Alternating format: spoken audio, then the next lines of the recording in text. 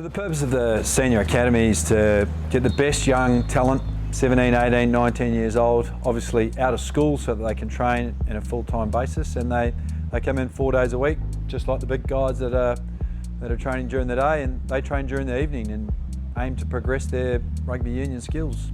If they're a young, talented player and whether they've come through Gen Blue programs or not, it's about capturing that youth and giving them those opportunities. And this year's a classic example with boys from the country, young boy Waratahs Hatu from Warringah, who's played about 10 games of rugby union in his life, has just been inducted into the Senior Academy because he was a talented player when he played at trials and represented the New South Wales Junior Rugby Union under-18 side.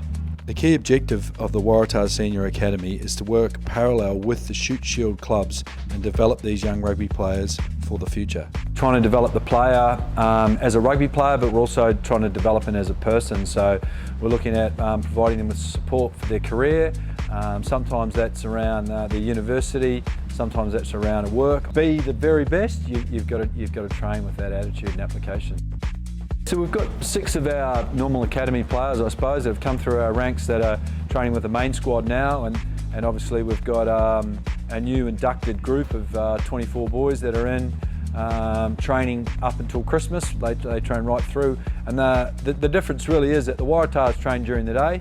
As you know, they're in here sort of 7:30 in the morning through to sort of 2, 3 o'clock in the afternoon, where the academy boys are in sort of 3:30, 4 o'clock in the afternoon, and they're here to sort of 7:30, 8 o'clock at night. So both programs mirror each other, reflect the training loads that are required to play Super Rugby. A standard week for the Senior Academy guys involves a Monday, coming in, getting a screen and triage, make sure that their body's functioning.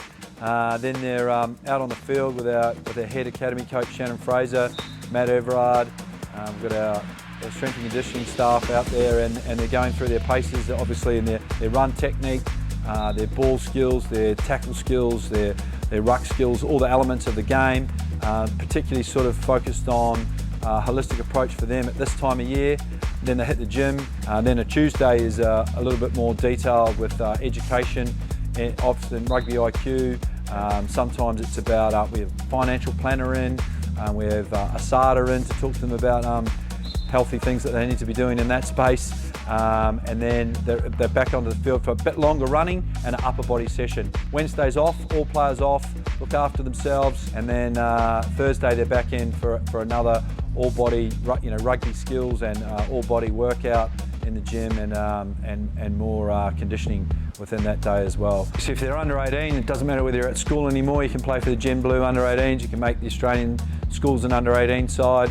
If you're older than that, then we'll definitely have a URC under 19 competition in 2021. But all of that occurs after their school and club rugby. So the players get out there and they play for their Shute Shield club. Ideally they're in first Colts. Some of our guys bounce all the way up to first grade, even though they're 18, 19, which is unbelievable achievement for them. But that's what we want. We want to see these guys punching through to the Waratahs when they're 20, 21. So it's not surprising sometimes to find these guys playing first grade Shute Shield, first grade Colts. They're definitely playing in the club competition.